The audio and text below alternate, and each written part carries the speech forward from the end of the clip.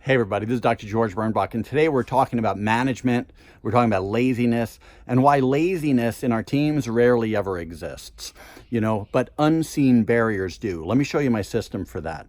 You see, management isn't just about asking people to do things. If you think management is about just directing actions of other people, you're missing out on one of the fundamental components of what management actually is, of being a manager of both processes and people. If you've hired with any degree of effectiveness, you will have hired smart people with creative minds. People are much more creative than we usually give them credit for. Honestly, look at some of the excuses people come up with for rationalizing their own issues, failures, inconsistencies, or their own drama. They're very creative, aren't they? So think about this. Really creative people, in good times or bad times, rarely respond to being told to do anything, let alone work they don't want to do. Management becomes challenging because the transition from being a solo to being a manager is very hard. One day, all you have to do is worry about your work. And then another day comes along, and now you have to worry about your work and other people's work. Does that make sense? You're now responsible for other people's actions, learning styles, work ethics, and personalities, the way you put your staff together. This problem can become toxic when the manager extricates themselves from the group and names the group. Oh, well, my team is unruly or lazy. Or they take ownership of the group. My office is the best office ever. We crush all the other offices. Or my billing department, that's my guys. And they start talking about their team as it's like their favorite little stepchild. Well, if you get into this model, all you're doing is really damaging the management culture of your office. And that's a big problem. So in the first case, you've created it's you versus them model.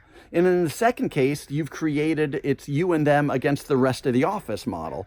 And how can either of those not end up toxic, right? And create a culture that breaks?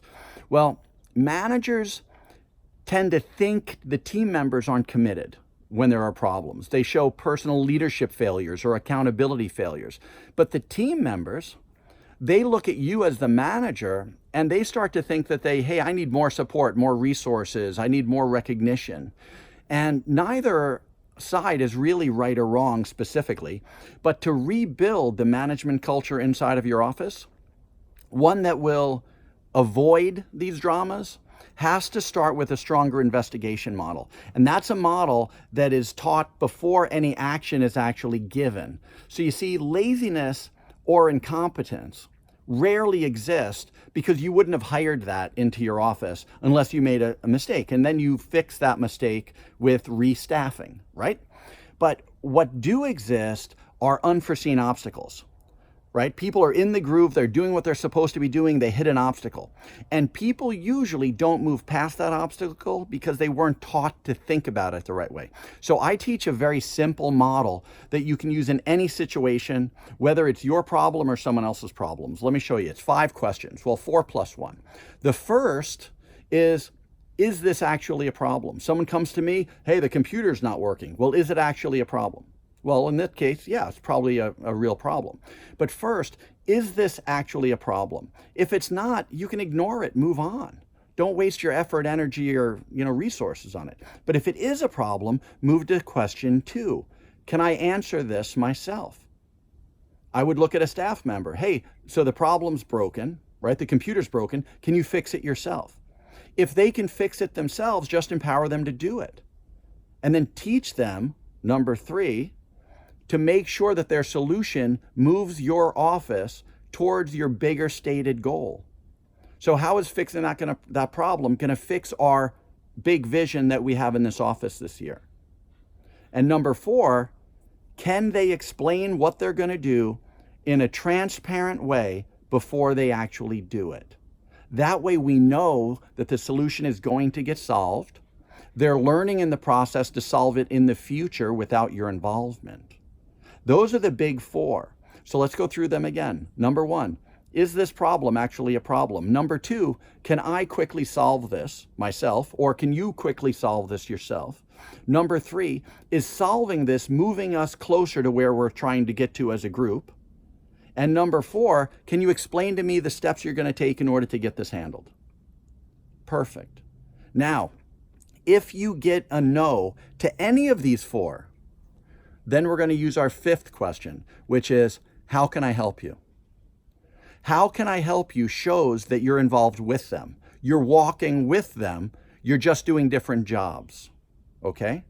Remember that job descriptions are just a list of what you do during the day, right? But the illusion of culture inside of an office has to be that you're all working towards the same goal, or it breaks down.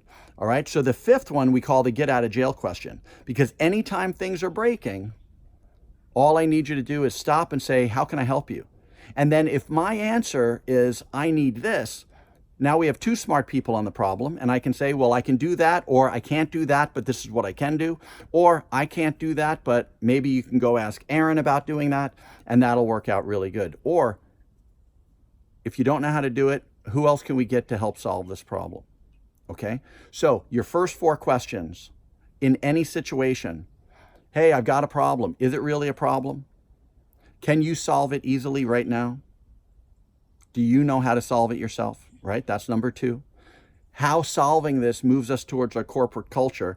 Do you understand that? Great. Can you explain to me the process you're going to take in order to move this forward? As a manager, you're empowering your team to think, to act, to solve, and to remove you of the process in the future. And that's really what you want. And if at any time you get a no, how can I help you? Which is one of the best questions to bond a team together. All right, my name is Dr. George Birnbach. Hope this works for you. Go put it into practice. I bet you're going to see some great results.